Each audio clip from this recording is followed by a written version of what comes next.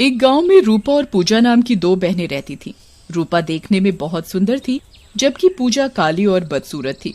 वो उम्र में भी रूपा से बड़ी थी। रूपा के सुंदर होने की वजह से सभी लोग उसे बहुत पसंद किया करते और उसकी तारीफ भी खूब करते थे। रूपा और पूजा के घर वाले उन दोनों की शादी करना चाहते थे, लेकिन पूजा के बदसूरत होने के कारण उसकी शादी नहीं हो पा रही थी। एक दिन उसकी बुआ बिट्टन उनके घर आती है और रूपा की माँ बिमला से बोलती है, अरे बिमला, तेरी रूपा तो बहुत सुंदर है और बड़ी भी हो गई है। कोई लड़का देखा है तूने उसके लिए? अरे क्या दीदी, आते ही चालू हो गई तुम तो। अभी तो रूपा छोटी है, पूजा उससे बड़ी है। पहले हम पूजा का रिश्ता करेंगे। पूजा के लिए कोई रिश्ता हो तो बताओ। तुम भी क्या मजाक करती हो? भैया तुम्हारी कलूटी पूजा के लिए तो रिश्ता नामुमकिन है। ये बातें दूसरे कमरे में बैठी हुई रूपा और पूजा सुन लेती हैं। बिट्टन की बात सुनकर पूजा रोने लगती है। ये बुआ सही कह रही है, मेरे जैसी बदसूरत लड़की से कौन शादी करेगा? माँ को तुम्हारा रिश्ता कर देना चाहिए। मैं बड़ी हुई तो क्या हुआ, हूँ तो बदसूरत। दीदी खबरदार, अगर आपने अपने आप को बदसूरत कहा। खूबसूरती दिल से होती है, शरीर से नहीं। और आपका दिल तो इतना साफ है। रही बात इस बुआ की, इसे मैं अभी ठीक करके आती हूँ। बड़ी शादीराम बन रही है। रूपा को गुस्से में देखकर पूजा हंसने लग जाती है और रूपा को रोकते हुए बोलती है,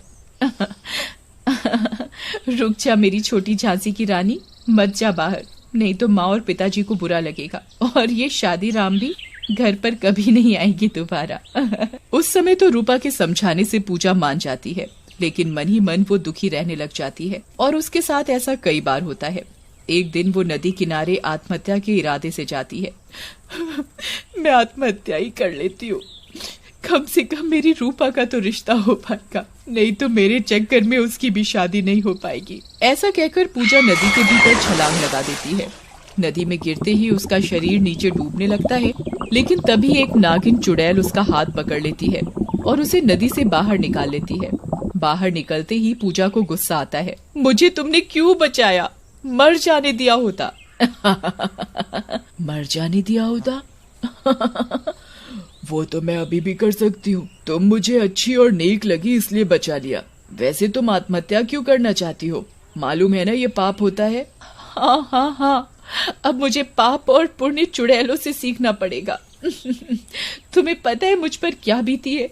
मेरी शादी नहीं हो रही और मेरी वजह से मेरे घर वाले कितने दुखी हैं। मेरी वजह से मेरी बहन की भी शादी नहीं हो पा रही, क्योंकि मैं बड़ी हूँ। इतने अच्छे रिश्ते आए मेरी बहन के लिए, पर मेरे माँ बाबा मेरे कारण उसकी शादी नहीं कर पा रहे। बस इतनी सी बात? जो तुम्हारी शक्ल देखकर तुमसे शादी करना चाहता है, वो तुम्हारे से कभी प्यार नहीं करता। मेरे साथ भी ऐसा ही हुआ था। पूजा नागिन चुड़ैल की बात सुनकर हैरान हो जाती है और बोलती है, आपके साथ भी ऐसा हुआ था? लेकिन क्या, मुझे बताओ, आपके साथ ऐसा क्या हुआ जो आप चुड़ैल बन गई? फिर नागिन चुड़ैल पूजा को अपने साथ हुई घटना के बारे में बताने लगती है। दरअसल मरने से पहले मेरा नाम रूपमती था और मैं बहुत ही सुंदर थी। मेरे माँ बाप ने एक अच्छा सा लड़का देखकर मेरी शादी करा दी, लेकिन वो नहीं जानते थे जिससे वो मेरी शादी करा रहे हैं वो दरअसल दहेज के लोभी हैं। ओह चुड़ैल जी, आपके साथ तो बहुत बुरा हुआ। अभी कहाँ पूजा, अभी तो बुरा होना बाकी है। दहेज के लोभी होने के कारण उन लोगों ने मुझे डराना धमकाना और मेरे पिताजी पर पैसे के लिए दबाव डालना चालू कर दिया। जब तक मेरे पिताजी पैसे दे सकते थे उन्होंने पैसे दिए, लेकिन बाद में उन्होंने भी पैसे देने से मना कर दिया। फिर क्या हुआ चुड़ैल जी आपके साथ, मुझे बताइए। फिर क्या था, उन दुष्टों ने मुझे मारना पीटना चालू कर दिया और धमकी दी कि अगर मैं ये बात घर के बाहर किसी को बताऊंगी तो वो लोग मुझे और मेरे पिताजी को जान से मार देंगे। इसलिए मैं उन दुष्टों की मार सहती रही। उन लोगों ने मेरे हाथ पैर तक तोड़ डाले। आपकी बात सुनकर तो मुझे बहुत डर लग रहा है। क्या कोई इतना भी बेरहम हो सकता है? आपने तो बहुत दर्द सहा है। अभी तो असली दर्द आगे आना बाकी है। फिर जब उन लोगों को मुझसे पैसे मिलने की कोई उम्मीद नहीं रही तो एक दिन उन लोगों ने मुझे जिंदा जला दिया। मैं चीखती रही, लेकिन वो दुष्ट वहां खड़े हंसते रहे। जिंदा जला दिया? हे भगवान, कोई इतना निर्दयी भी कैसे हो सकता है? हो सकता है पूजा, सब कुछ हो सकता है। फिर तुमने कुछ नहीं किया, उन दुष्टों को नहीं मारा? उन दुष्टों में से कई लोगों को मार दिया, लेकिन वो दुष्ट जिससे मेरी शादी हुई थी वो अभी तक जिंदा है, क्योंकि उस दुष्ट ने एक तांत्रिक की मदद से अपने गले में एक माला धारण कर ली है, जिसके कारण मैं उसे छू भी नहीं सकती। चुड़ैल जी, आप नहीं छू सकती, लेकिन मैं तो मार सकती हूँ ना। आपका बदला मैं लूंगी। ऐसे दुष्टों का इस दुनिया में क्या काम, बस आप मुझे उस दुष्ट का पता बता दो। नहीं नहीं पूजा बेटी, अभी तो तुम्हारी जिंदगी शुरू भी नहीं हुई है, मैं तुम्हें ऐसा करने नहीं दे सकती। लेकिन ऐसे आदमी को जीने का कोई हक नहीं है, आपको उसे मारना होगा। और अब तो आपने मुझे बेटी कहा है, अपनी इस बेटी की खातिर आपको उस दुष्ट से बदला लेना होगा। आपको जो भी मदद चाहिए इस नेक काम में मैं करने के लिए तैयार हूँ। फिर नागिन चुड़ैल और पूजा मिलकर एक योजना बनाते हैं। नागिन चुड़ैल अपने जादू से पूजा को एक बहुत ही सुंदर लड़की बना देती है। पूजा अपने घर जाती है। पूजा के माता और पिताजी घर पर नहीं होते।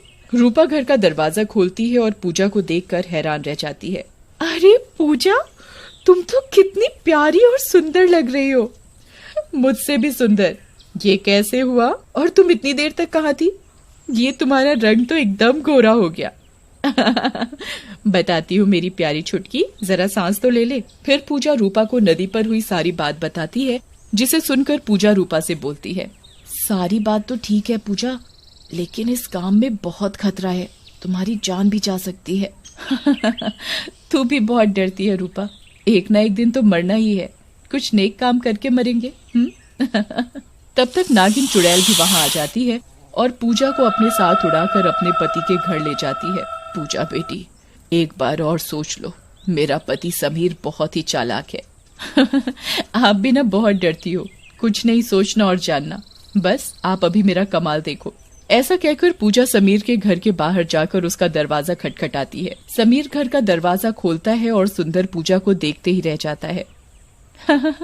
ऐसे क्या देख रहे हैं आप? इससे पहले कोई सुंदर लड़की नहीं देखी क्या? समीर पूजा की इस बात पर हड़बड़ा जाता है। जी ऐसी बात नहीं है, लेकिन आप कौन हो और इतनी रात को यहाँ कैसे? मेरा नाम पूजा है और मैं शहर से यहाँ आई थी। मेरी गाड़ी खराब हो गई तो सोचा रात यहीं रुक जाऊं, तभी आपका घर दिख गया। वैसे मैं यहाँ रुक सकती हूँ ना? कैसी बात कर रही हो आप? अजी, घर ही आपका है, जितना चाहे रुको। फिर पूजा समीर के घर के अंदर चली जाती है और नागिन चुड़ैल बाहर खिड़की से उन दोनों को देखती रहती है। अंदर पूजा और समीर थोड़ी देर बात करते रहते हैं। तभी पूजा बोलती है, आप तो बहुत स्मार्ट और हैंडसम हैं। फिर ये पुरानी सी माला क्यों गले में डाल रखी है? ये आप पर बिल्कुल अच्छी नहीं लगती। अच्छा, वैसे अगर मैं ये माला अपने गले से हटा दूं तो मुझे क्या मिलेगा? भाई, मेरा भी तो कुछ फायदा हो। ओहो, बहुत रोमांटिक हो रहे हो। फायदा तो आपको माला हटाने के बाद ही पता चलेगा। हो सकता है ऐसा फायदा मिले जो इससे पहले किसी को नहीं मिला। पूजा की इस बात पर समीर बिना कुछ सोचे समझे माला उठाकर दूर फेंक देता है। पूजा दौड़कर माला उठा लेती है और तोड़ देती है। ये क्या कर रही हो? अरे, मुझे वो दो ना जिसके लिए मैंने ये माला तोड़ी है। तभी नागिन वहां आ जाती है।